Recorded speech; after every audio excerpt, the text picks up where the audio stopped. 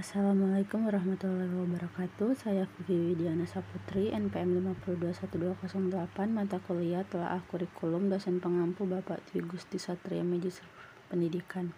Baiklah teman-teman, di pertemuan ke-6 ini saya akan membahas materi mengenai standar kompetensi lulusan atau SKL, standar isi dan standar proses. Standar kompetensi lulusan atau SKL. Menurut Peraturan Menteri Pendidikan dan Kebudayaan Nomor 20 Tahun 2016, standar kompetensi lulusan atau SKL adalah kriteria mengenai kualifikasi kemampuan lulusan yang mencakup sikap, pengetahuan, dan keterampilan. Itulah mengapa setiap melakukan pembelajaran seorang guru harus mengacu pada standar tersebut. Tujuan yang dimaksud adalah tujuan standar kompetensi lulusan dari berbagai jenjang.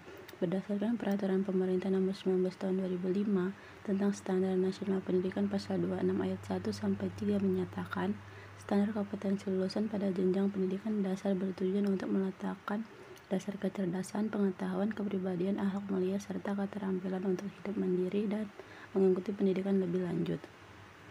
B. Standar isi. Standar isi memuat beberapa hal, yaitu kerangka dasar dan struktur kurikulum, beban belajar, kurikulum tingkat satuan pendidikan atau KTSP, dan kalender akademik. Dengan kata lain, standar isi merupakan standar yang mengatur materi dan kompetensi dari suatu jenjang pendidikan demi terwujudnya lulusan yang kompeten.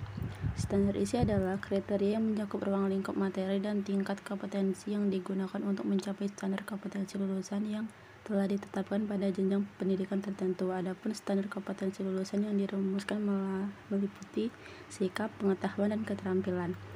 Rumusan standar isi bertujuan untuk meningkatkan kualitas pendidikan melalui pengembangan potensi peserta didik yang sejalan dengan perkembangan ilmu pengetahuan, kemajuan teknologi, seni, dan budaya, sehingga diharapkan bisa mencapai tujuan pendidikan nasional. Standar isi berfungsi sebagai acuan guru saat memberikan materi dalam kegiatan pembelajaran. Dengan demikian, materi yang diberikan pada peserta didik selalu berorientasi pada standar kompetensi lulusan.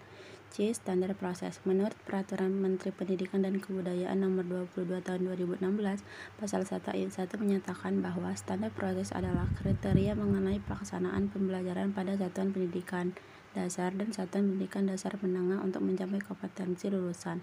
Adapun tujuan standar proses adalah sebagai berikut. 1. Memudahkan guru dalam membuat perencanaan di sekolah, baik perencanaan semester atau tahunan. 2. Memudahkan kepala sekolah dalam memantau keberhasilan proses pembelajaran di sekolah. 3. Mengarahkan proses belajar peserta didik agar mengacu pada tujuan akhir yang hendak dicapai, yaitu standar kompetensi lulusan sebagai salah satu upaya untuk mencapai standar kompetensi lulusan. Fungsi standar proses adalah sebagai berikut. Mengendalikan proses pendidikan yang berjalan melalui pembelajaran. 2. Meningkatkan mutu atau kualitas pendidikan. 3. Alat untuk mencapai program yang telah direncanakan oleh tiap instansi pendidikan. Adapun pembahasan masing-masing komponen standar proses adalah sebagai berikut. 1. Perencanaan pembelajaran.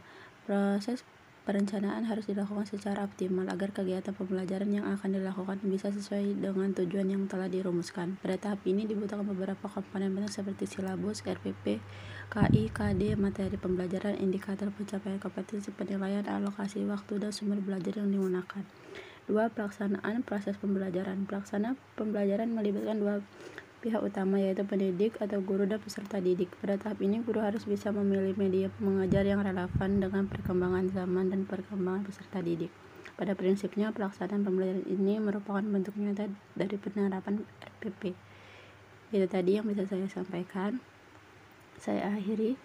Wassalamualaikum warahmatullahi wabarakatuh. Terima kasih.